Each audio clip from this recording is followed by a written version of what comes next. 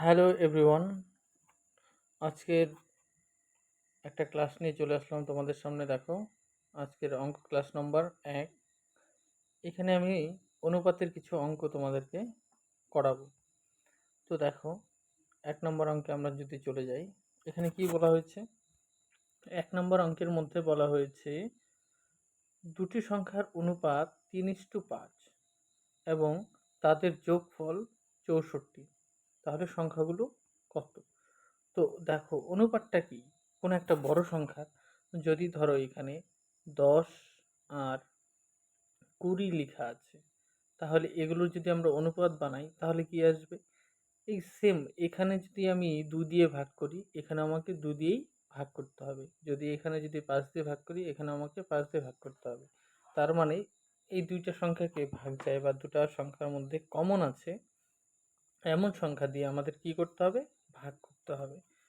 তো তোমরা দেখো, তাহলে এই যে 10 ও 20, এই দুটাকেই আমরা দেখতে পাচ্ছি যে 5 দিয়ে ভাগ চলে যাচ্ছে। তাহলে 5 দিয়ে যদি ভাগ করি আমরা, 5 দুগুণে 10 আসে, আর এটা 5 চারা 20 আসে। তারপরে দেখো আবার আরেকবার যাচ্ছে, 2 দিয়ে যাচ্ছে। তাহলে 2 দিয়ে যদি ভাগ করি 1 আসবে, আর এখানে 2 দিয়ে যদি ভাগ করি আমার কত চলে আসবে?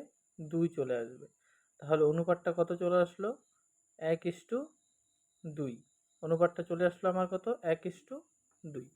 তাহলে দেখো, ঠিক এখানেও এই অঙ্কটার মধ্যেও এমনই সংখ্যাটা ছোট করে দেওয়া আছে, যে 3:5 করে দেওয়া আছে। আসলে এই সংখ্যাটার মধ্যে এখানে 3-এর সাথে যত গুণ করা আছে, 5-এর সাথেই তত গুণ করে 64 বানানো আছে। তো এই অঙ্কগুলো আমরা কি করে করব দেখো, তাহলে একদম শর্ট করে দেখব। এখানে যখন মোট দেওয়া আছে, মানে যোগটা দেওয়া আছে, তাহলে এই যে এখানে যে সংখ্যাটা রয়েছে 3:5, এটারও যোগফল যা আসবে এই 64 ততই। তাহলে দেখো, এখানে 3 আর 5 যোগ করে আমাদের কত আসবে? 3 আর 5 আমাদের যোগ করে কত আসে? 8। তো আমরা ডাইরেক্ট একবারে লিখে দেবো কত? 8। তাহলে 8 মানে যদি হয় 64, তাহলে আমাদের 1 মানে কত?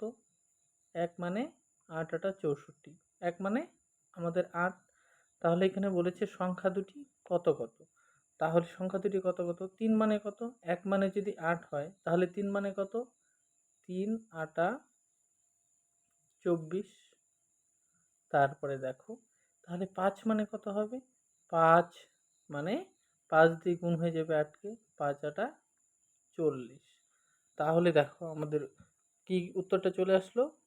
24 ও 40। Option number B correct answer.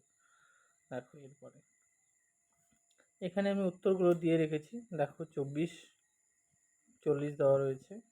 তারপরে পরবর্তীতে এখন দেখো, এখানে বলা আছে যে 300 টাকাকে কি করা হবে? এ ও বি এর মধ্যে 2:3 অনুপাতে যদি ভাগ করে দেওয়া হয়, তাহলে বি কত টাকা পাবে? তাহলে এখানে এ এ মানে কত? 2, আর 3-এর বি এর ভাগাটা কত? 3। তার মানে এখানে মোট টাকাটা, মানে 3 আর 2 যোগ করলে কত আসবে? 5। 5 মানে দেওয়া রয়েছে 300, আর আমাদের বের করতে হবে কারটা? বি এরটা, মানে 3-এর ভাগাটা কত সেটা বের করতে হবে। তাহলে আমরা এবারও একের ভাগাটা বের করে নেব, মানে 1 ভাগ কত হয়, 1 ইউনিট কত হয়। দেখো, 5 যদি হয় 300, তাহলে 1 মানে কত আসবে? 5 দিয়ে যদি আমি ভাগ করি, 5 6 30, 0। তাহলে কত আসলো আমাদের? 60 চলে আসলো।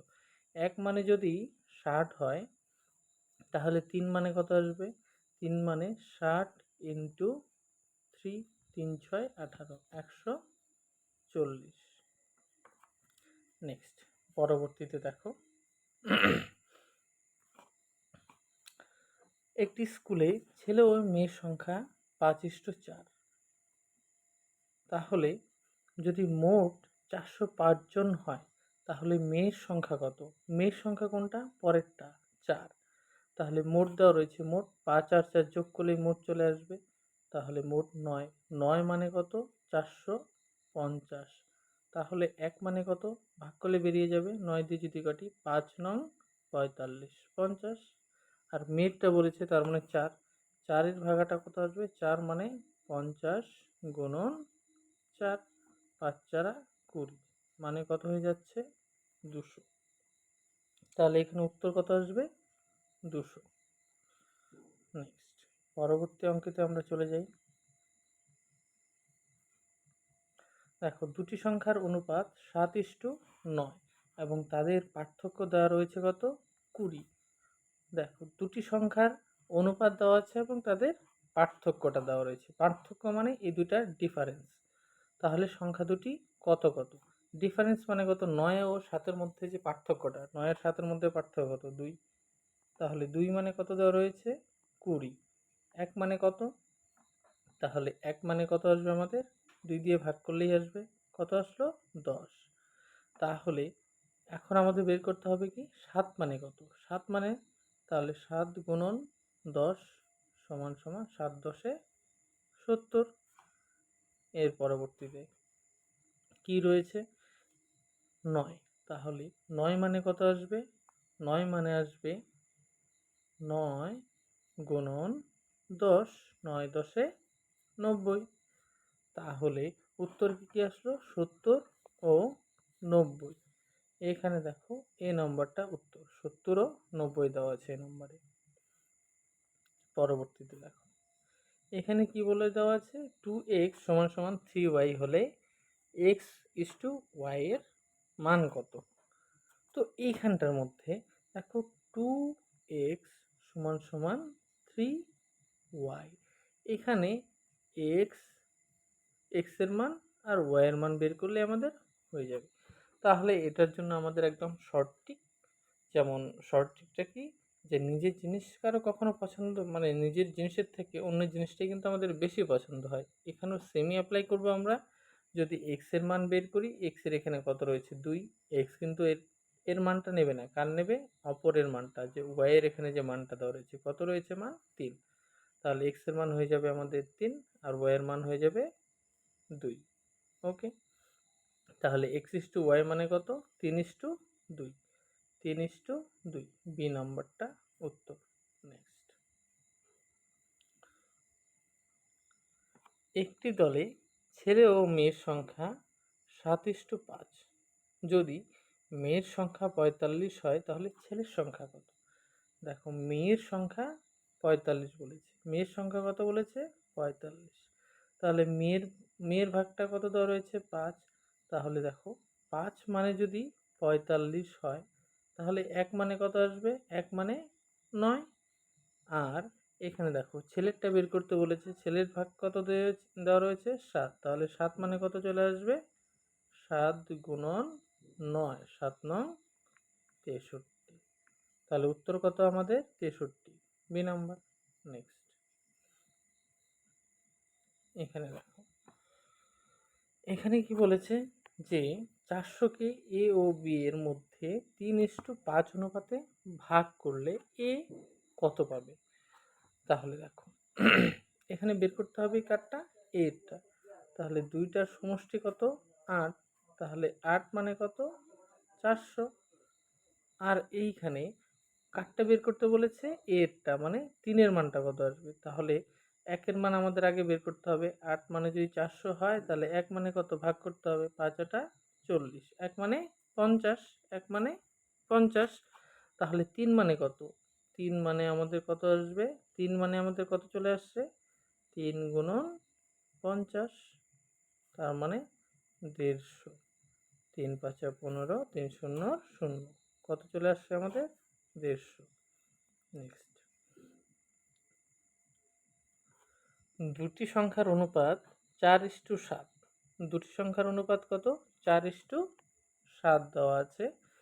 তাহলে যদি ছোট সংখ্যাটি 28 হয়, বড় সংখ্যাটি কত? ছোট সংখ্যা কত? প্রথমেরটা 4। 4-এর মান যদি 28 হয় তাহলে বের করতে বলছে 7-এর মান কত? তাহলে 4-এর মান, আমাদের 4-এর মান দেওয়া আছে কত? 28। তাহলে 1-এর মান কত আসবে? গুণ করে দেবো, 4 7 28। আর 7-এর মান, বড়টার মান, তাহলে 7-এর মানটা কত আছে আমাদের? 7-এর মানটা আমাদের দেওয়া থাকবে কত? 7 গুণন 7, 7 7 49। তাহলে কত নাম্বার হয়ে যাচ্ছে উত্তর আমাদের? বি নাম্বার, একদম ইজি। তারপরে দেখো, এখানে কি বলা আছে? এখানে বলা আছে 3:4 সমান সমান 9:1, মানে প্রশ্ন চিহ্নের মধ্যে কি আসবে। তাহলে এখানে একটা জিনিস আমাদের মনে রাখতে হবে, সেটা কি বলতো? সেটা হলো যে প্রথম সংখ্যার সাথে সবসময় গুণন হয় চতুর্থ সংখ্যা, এবং দ্বিতীয় সংখ্যার সাথে আমাদের সবসময় গুণ হয় কার? তৃতীয় সংখ্যা। এটা আমাদের প্রথম পদ গুণন দ্বিতীয় পদ সমান সমান দ্বিতীয় পদ প্রথম পদ গুণন চতুর্থ পদ এবং দ্বিতীয় পদ গুণন তৃতীয় পদ। তাহলে এটা যদি আমরা করি তাহলে আমাদের উত্তরটা বেরিয়ে আসবে। তাহলে দেখো এখানে যেহেতু দেওয়া নেই, তাহলে আমরা কি করব? প্রথম পদটা, তাহলে প্রথম পদ গুণন চতুর্থ পদ, তাহলে প্রথম পদটা কত দেওয়া রয়েছে আমাদের? 3। তাহলে চতুর্থ পদ দেওয়া নেই, তাহলে চতুর্থ জায়গায় আমরা এক্স ধরে নিতে পারি। তাহলে প্রথম পদ হলো 3, 3-এর সাথে আমরা কত গুণ করব? এক্স সমান সমান দ্বিতীয় পদের সাথে গুণ হবে কি? তৃতীয়। তাহলে দ্বিতীয় পদে কত দেওয়া রয়েছে? 4, এবং তৃতীয় পদে 9। তাহলে আমরা কি করব? 4 গুণন 9 করে দেব। আমি তোমাদের আগেই বলে দিয়েছি যে প্রথম পদের সাথে গুণ হবে চতুর্থ ও দ্বিতীয় পদের সাথে গুণ হবে তৃতীয় পদ। এখানে তাই করা হয়েছে। এখানে 3 হলো প্রথম, 4 দ্বিতীয়, 9 তৃতীয়, আর চতুর্থ পদ বের করতে হবে। তাহলে চলে আসে অঙ্কে। তাহলে এখানে 3 আর এক্স কি হয়ে যাচ্ছে? 3x। তাহলে আমাদের মান বের করতে হবে কার? এক্স এর মানটা বের করতে হবে আমাদের। তাহলে এক্স সমান সমান 4 গুণন 9/3 করে দিচ্ছি। 3 দিয়ে যদি কাটি 3 তিরিক্ষা 9। তাহলে এক্স এর মান আমাদের কত আসবে? এক্স এর মান আমাদের চলে আসছে 3 × 4 = 12। কত নম্বর অপশনে দেওয়া রয়েছে আমাদের? অপশন নম্বর রয়েছে আমাদের সি। অপশন নম্বর কত? সি। নেক্সট।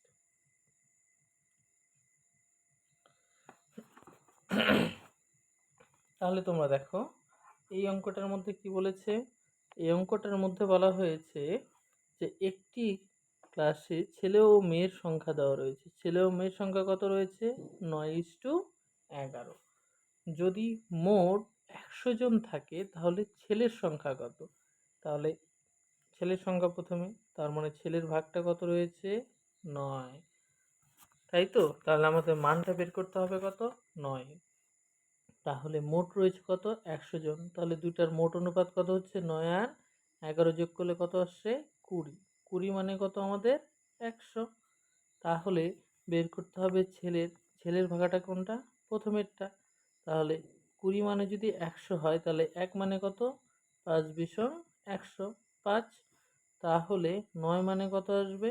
9 মানে আসবে 9 গুণন 5, 5 নং 45। তাহলে ছেলের সংখ্যা কত আছে? 45। কত নম্বর উত্তর? বি নম্বর উত্তর।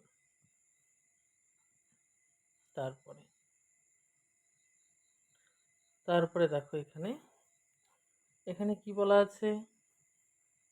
একটি আয়তক্ষেত্রের দৈর্ঘ্য ও প্রস্থের অনুপাত 5:3। তাহলে দৈর্ঘ্য যদি 20 হয় প্রস্থ কত হবে? তো এখানে দেখো দৈর্ঘ্যের অনুপাতটা এখানে কত? 5, আর দৈর্ঘ্যের মানটা 20। তার মানে 5 মানে কত দেওয়া রয়েছে? 20। তাহলে আমাদের বের করতে হবে কত? 3 মানে কত? 5 মানে যদি 20 হয় 1 মানে কত আসবে? 5 × 4 = 20, 4। 1 মানে আমাদের আসছে 4। তাহলে 1 মানে যদি 4 হয় তাহলে 3 মানে কত আসবে আমাদের? 3 মানে আসবে 3 গুণন 4, 3 × 4 = 12। তাহলে প্রস্থ কত হয়ে যাচ্ছে আমাদের? 12 হয়ে গেল আমাদের উত্তর। আচ্ছা, ওকে। আজকে এটাই আমাদের শেষ অঙ্ক। 12 নম্বর অঙ্কটা আমরা করছি। দেখো এটা করেই আমি আজকে এখানেই আমাদের ক্লাসটা স্টপ রেখে দেব। দেখো, একজন ছাত্র ছেলে ও মেয়ে এত ইস্টু এত। যদি মেয়ের সংখ্যা এত হয়, ছেলের সংখ্যা কত? এখানে একটু ভুল দেওয়া রয়েছে, একজন ছাত্র, এটা হবে না। দেখো, ছেলে ও মেয়ের অনুপাত যদি 7:13 হয়, যদি মেয়ের সংখ্যা হয় 260, তাহলে ছেলের সংখ্যা কত?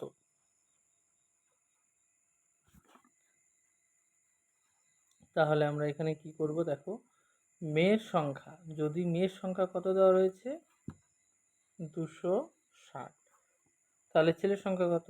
মেয়ের অনুপাতটা কত এখানে? 13।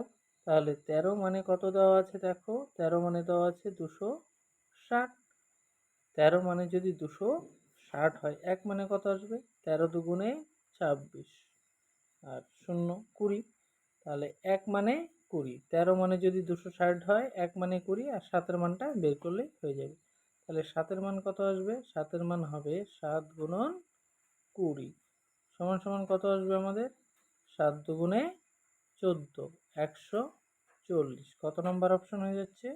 C number. ওকে, তাহলে তোমাদের ক্লাসটা কেমন লাগলো সবাই একটু বলবে। যদি ক্লাসটা ভালো লাগে অবশ্যই তোমরা কমেন্ট করে জানিয়ে দেবে। আর তোমাদের যদি কোনো বুঝতে অসুবিধা হয় বা যদি আমার ক্লাসের মধ্যে কোনো যদি ভুল দেওয়া থাকে, তাহলে তোমরা অবশ্যই সেটাও কমেন্ট করে জানিয়ে দেবে। আর অবশ্যই যদি ভিডিওটা ভালো লাগে তোমরা লাইক করে দেবে। আর পরবর্তী ভিডিও পাওয়ার জন্য তোমরা কি করবে? সাবস্ক্রাইব করে দেবে, তাহলে তোমাদের ফোনে নোটিফিকেশান চলে যাবে। তাহলে আজকের ক্লাস আমি এখানেই স্টপ রাখছি। পরবর্তী ক্লাস খুবই শীঘ্রই নিয়ে চলে আসবো। ওকে।